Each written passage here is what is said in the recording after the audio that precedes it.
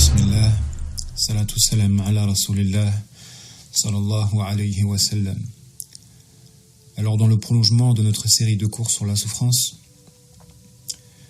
on va essayer aujourd'hui d'aborder la question de la joie ou de la tristesse.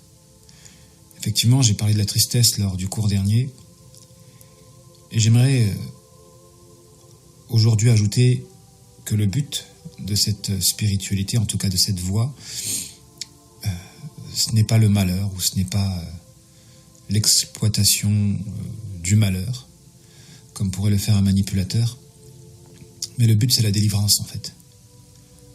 On parle beaucoup de souffrance, certes, mais la souffrance, en réalité, c'est un obstacle, une entrave, que l'on doit apprendre à surmonter afin de devenir plus fort.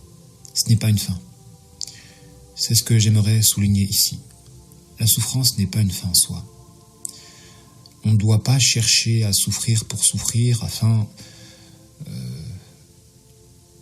de séduire. Ça, c'est le cas des manipulateurs. Généralement, ils aiment bien mettre en relief leur souffrance afin de pouvoir générer l'inclinaison de leur interlocuteur. Et ce, en vue de les manipuler. La voie de la souffrance, en tout cas d'un point de vue spirituel, a pour vocation de nous montrer la voie du perfectionnement, la voie d'une certaine éducation, d'un certain renforcement. Car Allah Ta'ala nous a créés dans un monde de cause à effet. Ce qui implique que les choses ne peuvent pas arriver miraculeusement. On a besoin de produire des causes afin d'obtenir des effets. Ce qui implique, à l'endroit de l'adversité, d'être prêt à une certaine confrontation. Et donc, pour pouvoir garantir la victoire des croyants, Allah Ta'ala se doit de les éduquer par l'entremise de l'épreuve et de la gestion de la souffrance.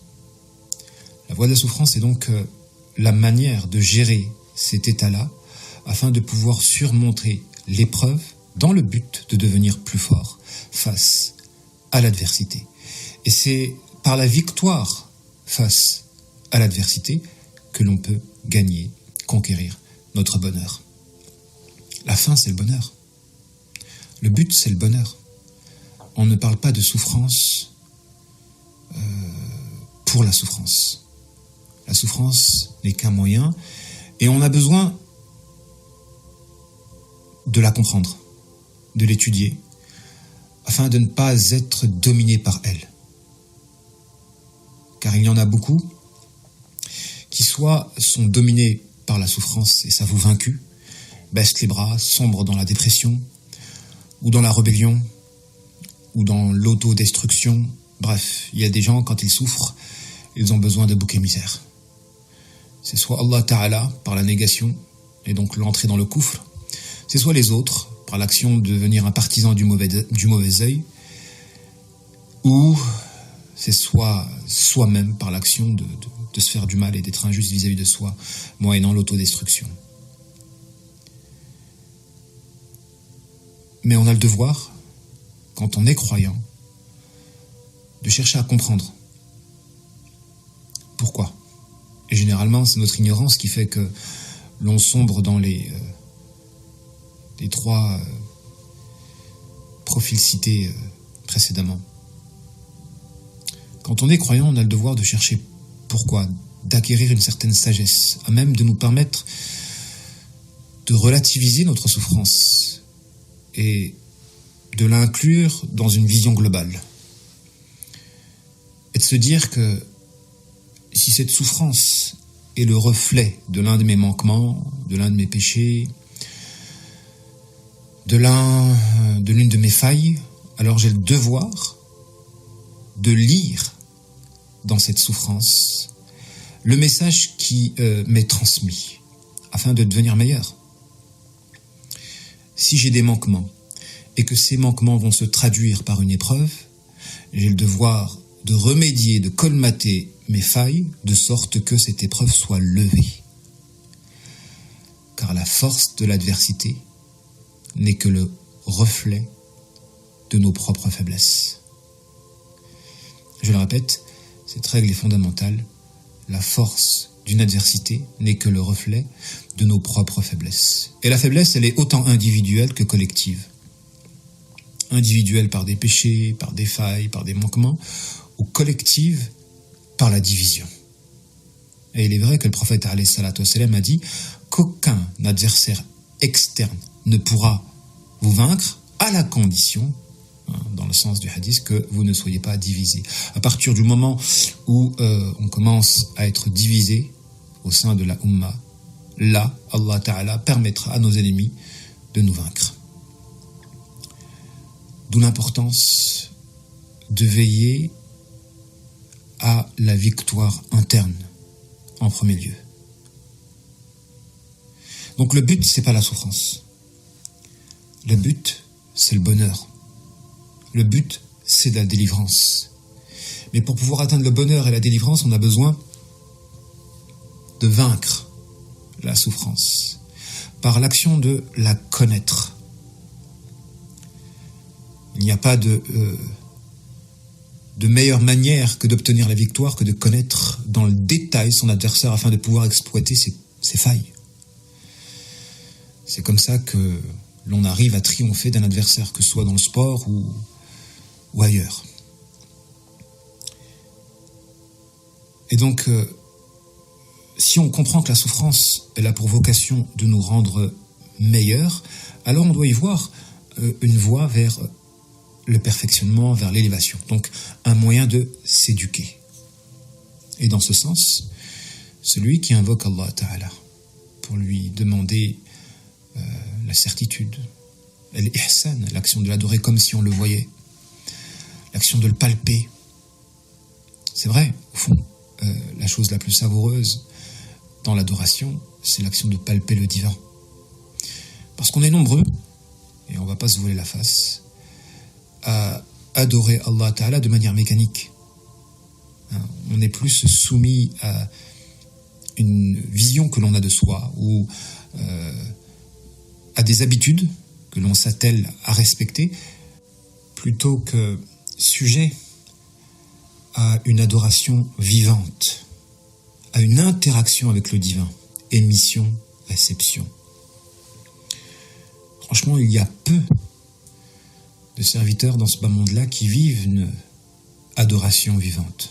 La quasi-majorité, en réalité, est sujet à une adoration morte. C'est plus des actes de forme dépouillés de toute profondeur, de toute sensibilité.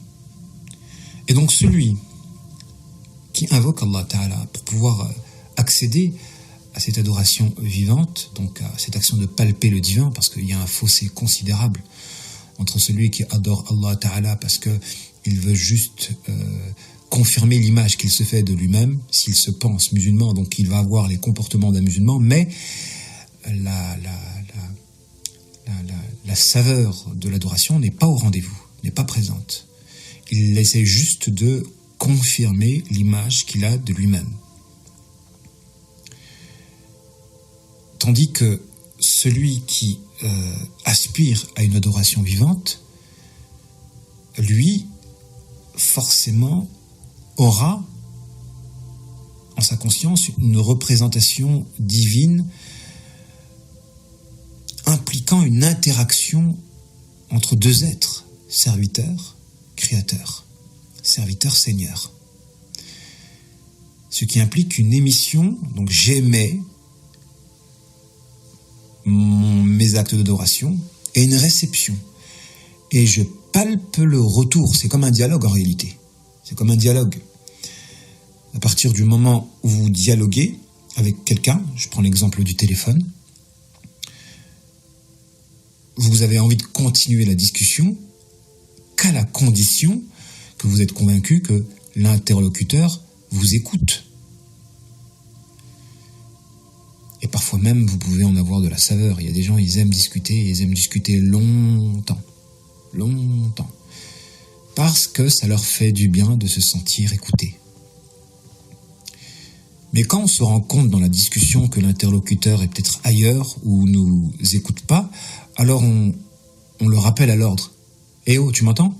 Tu m'entends ? Juste pour vérifier si la communication n'a pas été interrompue et que la personne est toujours au bout du fil. On a tendance à avoir ce petit tic de vérification pour voir si la personne est toujours au bout du fil. Parce que ça nous gênerait de discuter avec quelqu'un d'absent ou ailleurs. Il en va de même de notre relation avec Allah Ta'ala. Ils sont peu, ces serviteurs, qui aspirent à être convaincus de la réciprocité dans leur adoration. Émission, réception. J'aimais une adoration, une invocation de la sincérité, du choukr, du regret. Ce sont des états que j'aimais à travers notre culte. Et cette adoration n'a de sens que dans l'exigence d'un certain retour. Sans ce retour-là, eh bien, l'adoration est comme morte. Elle est stimulée non pas par l'être divin, la divinité qu'on adore, mais par autre chose. Si on adore Allah Ta'ala sans goûter au retour de notre adoration, eh bien forcément ceci traduit le fait qu'il y a d'autres carburants qui alimentent notre adoration. Et si ce n'est pas Allah Ta'ala, c'est quoi ? L'habitude, la routine, l'image que l'on se fait de soi, l'ambiance, plein de facteurs. Il y a plein de facteurs qui poussent le musulman à entretenir une certaine identité dans la forme qui est bien loin de la saveur de la foi. Bien loin de la saveur de la foi. Franchement, on a besoin des fois d'approfondir les choses afin de poser de bons diagnostics. Donc je reviens à ce fameux cas. Lorsque vous avez une personne qui invoque Allah Ta'ala pour obtenir la certitude, la saveur de la foi, donc la palpation divine, l'action d'adorer Allah Ta'ala comme si on le voyait, forcément ce sont des états savoureux qui en soi suffisent comme carburant dans l'adoration. Et franchement, si on avait le mode d'emploi pour pouvoir atteindre ces états spirituels, l'islam serait quelque chose de facile. De facile. Parce qu'au fond, il n'y aurait plus qu'à mettre en œuvre le mode d'emploi pour pouvoir atteindre des états de perfectionnement spirituel.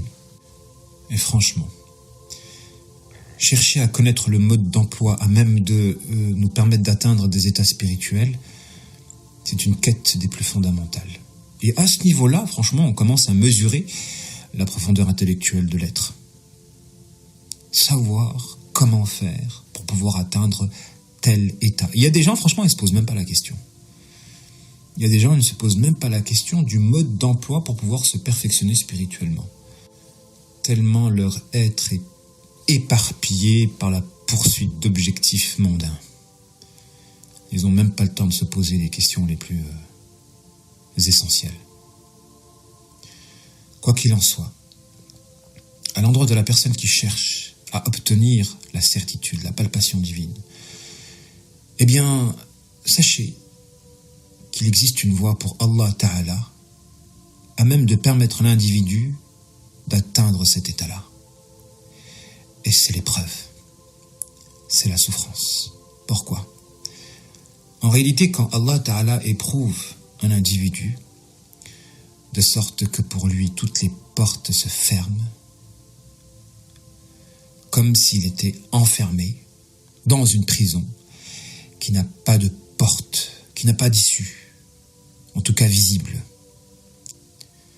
Eh bien, à travers cette image, on peut comprendre que lorsqu'Allah Ta'ala nous éprouve de telle manière à ce que nous soyons confrontés à une situation sans issue, c'est qu'en réalité Allah Ta'ala veut nous contraindre au perfectionnement spirituel.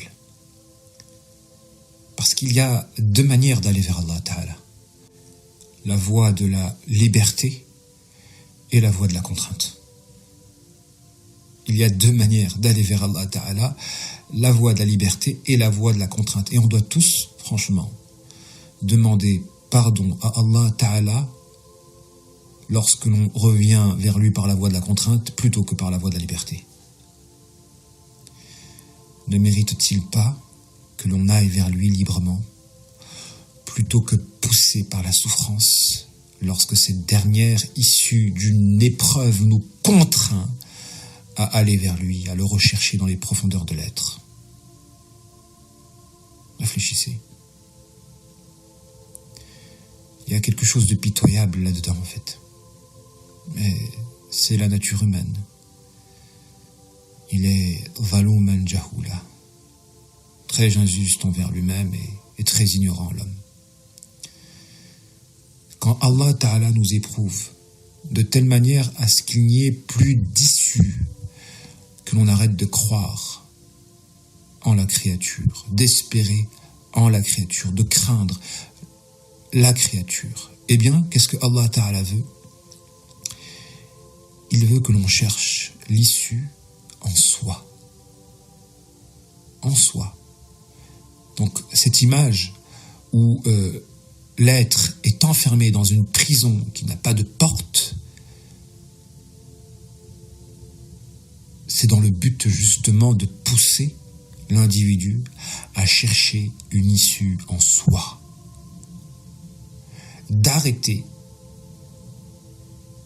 de croire en l'obstacle visible et de le surmonter par notre croyance en l'invisible. Je répète, d'arrêter de croire aux murs visibles et de les surmonter par notre foi en l'invisible. Donc c'est quoi qui nous pousse à aller vers Allah Ta'ala? Quand on réfléchit bien, c'est lorsque les murs sont infranchissables. C'est lorsque les murs sont infranchissables. Mais est-ce qu'on avait besoin vraiment de ces murs pour comprendre que on devait revenir vers Allah Ta'ala? Il y a là donc un retour par contrainte. Et là, j'ai envie de dire que Allah Ta'ala, lorsqu'il le contraint à revenir vers lui par la voie de l'épreuve, en fait, c'est qu'il a pitié de lui. Il a pitié de nous. Lorsqu'Allah Ta'ala nous éprouve, de sorte que par une épreuve, toutes les portes se ferment afin que l'on puisse chercher la solution, la clé, la délivrance en soi par notre foi en lui, ceci indique qu'Allah Ta'ala a pitié de nous. Parce qu'il veut nous contraindre à aller vers lui. Et là, bien sûr, la situation devrait nous pousser à demander pardon à Allah Ta'ala. Car au fond, il mérite que l'on aille vers lui, sans que l'on soit poussé par ces murs qui provoquent en nous la souffrance. À partir de là, on peut conclure que les impasses ne sont pas des châtiments en soi. Si grâce à elles, nous parvenons à puiser dans les profondeurs de notre être la force de surmonter tous les obstacles, la force de croire et de développer une bonne opinion d'Allah Ta'ala. Parce que lorsque l'on est confronté à des murs, à des impasses, eh bien il n'y a que la voie de la bonne opinion qui peut nous permettre de surmonter ces épreuves du visible, ces impasses et ces murs du visible. Notre belle opinion, notre opinion pure à l'endroit d'Allah Ta'ala. En soi, l'épreuve à travers laquelle on serait confronté à des murs, à des impasses, est une épreuve à même de nous permettre d'atteindre cette fameuse foi, cette fameuse saveur, cette palpation divine, cette adoration d'Allah comme si on le voyait, cette action d'interagir avec lui. Si on invoque Allah Ta'ala pour pouvoir obtenir cet état-là, alors sachez, en tout cas préparez-vous, à des épreuves dans lesquelles vous risquez d'être confronté à des impasses. Et face à une impasse, de deux choses l'une. Ou bien vous la surmontez, ou bien vous vous effondrez dans le désespoir. Et il y a des gens qui se disent « tout est possible ». Tout est possible, même pour celui qui est enfermé. Il peut connaître une certaine liberté s'il cherche à se libérer par la voie de l'intériorité. Et c'est le but, en réalité, de l'épreuve et de la souffrance qui va avec. C'est de pousser le serviteur à trouver en soi la lucarne, à même de le délivrer de l'obstacle externe. Et dans ce sens, disait le cheikh Mohamed Mokhtar al-Shanqiti rahmatullah alayh, le serviteur en réalité il est gratifié de deux bienfaits, de deux grâces, s'il est véridique dans sa relation avec Allah Ta'ala. Lorsque ce dernier justement est sujet à une épreuve, de deux choses l'une. Ou bien Allah Ta'ala le délivre s'il sait que son épreuve va se délivrer prochainement, il va accélérer la délivrance. Et si par contre Allah Ta'ala sait que ce n'est pas le moment, alors il va le gratifier d'une conviction, à même de l'aider à trouver de la saveur dans son épreuve. De deux choses l'une, pour le croyant quand celui-ci est véridique dans sa relation avec Allah Ta'ala. Quand il est éprouvé, ou bien Allah Ta'ala le délivre immédiatement, ou bien il l'arme d'une spiritualité à même de lui offrir de la saveur dans son épreuve. Donc le but, ce n'est pas la douleur. Le but, ce n'est pas la souffrance. Le but, c'est de comprendre la souffrance afin de pouvoir la gérer et la vaincre. Si on parle de la souffrance, ce n'est pas dans l'objectif d'en faire une finalité. Ceux qui aiment souffrir pour souffrir, en réalité, ne sont que des gens qui suivent la voie de Satan. Notre objectif à travers la souffrance, c'est d'en extraire la force à même de nous donner les moyens de la terrasser en vue du bonheur. Mais le bonheur, c'est l'objectif. Aussi, il est fondamental pour celui qui aspire à convoiter la saveur dans l'adoration, la palpation divine, l'interaction, donc ce niveau d'émission et le fait de ressentir la réception d'Allah Ta'ala dans notre culte,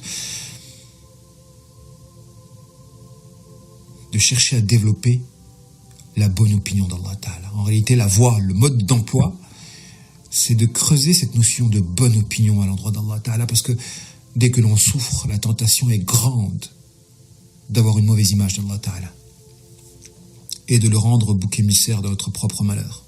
La tentation, elle est grande de se dire, pourquoi moi? Est-ce qu'Allah Ta'ala est méchant s'il me fait du mal? Un mal que l'on ne comprend pas forcément, on risque de considérer la personne qui nous fait du mal comme étant une personne injuste et mauvaise. Et donc quand on n'a pas accès à la sagesse d'une épreuve, et qu'on n'inclut pas justement cette épreuve dans la globalité, on risque d'être injuste à l'endroit de notre opinion vis-à-vis d'Allah Ta'ala. Du coup, le challenge à l'endroit de la souffrance, c'est de conserver une belle image d'Allah Ta'ala et même de la développer quand on inclut l'épreuve à travers la globalité. On se dit, subhanallah, si grâce à l'épreuve, je parviens à colmater des failles que sans doute je n'aurais jamais pu colmater sans ces épreuves-là, eh bien on apprécie l'épreuve. Surtout si on observe à travers une vision globale. C'est-à-dire que ces fameuses failles ou ces fameux péchés qui ont généré mes épreuves, en réalité, auraient pu me propulser en enfer. éternellement. Du coup, la douleur de l'épreuve apparaît comme quelque chose de savoureux, et je dirais même de paradisiaque, si grâce à ces épreuves-là, j'ai réussi à éprouver un certain dégoût à l'endroit de mes forfaits, de mes péchés ou de mes manquements. Un dégoût. Non. Du coup, à travers l'épreuve, il y a une voie pour le perfectionnement, une voie vers le perfectionnement, une voie vers cette élévation spirituelle. Et on a besoin, si l'on tient justement à se développer, à nourrir une bonne opinion d'Allah Ta'ala. Car l'épreuve se situe là, exactement là, à chaque fois que l'on souffre. Le processus logique qui suit, c'est de développer une mauvaise image d'Allah Ta'ala pour ensuite tomber dans le kufr, la mécréance, l'incroyance, l'athéisme, etc., etc. On a donc besoin d'apprendre à nourrir une bonne image de notre Créateur. Et je vais vous donner un exercice aujourd'hui. Une manière d'atteindre cet objectif, de développer une certaine proximité avec Allah Ta'ala, une certaine palpation de sa présence.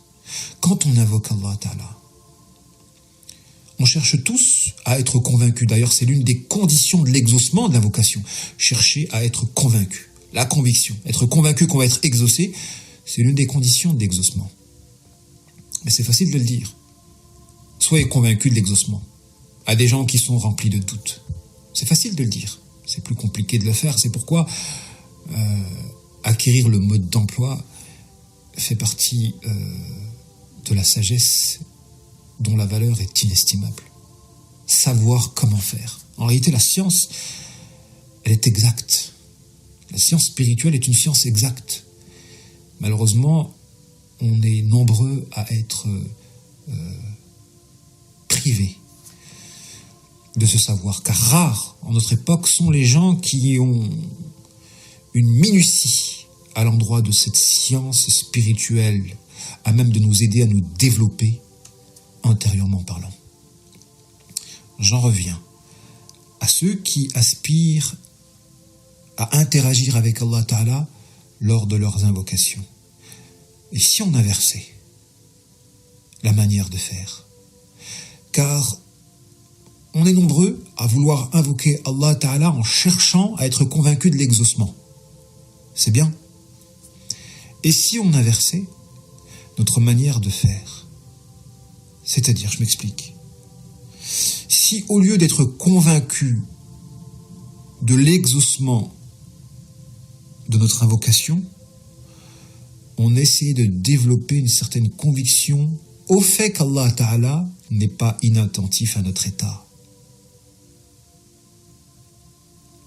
Peut-être que la voie de l'obtention d'une certaine palpation divine serait plus facilement accessible.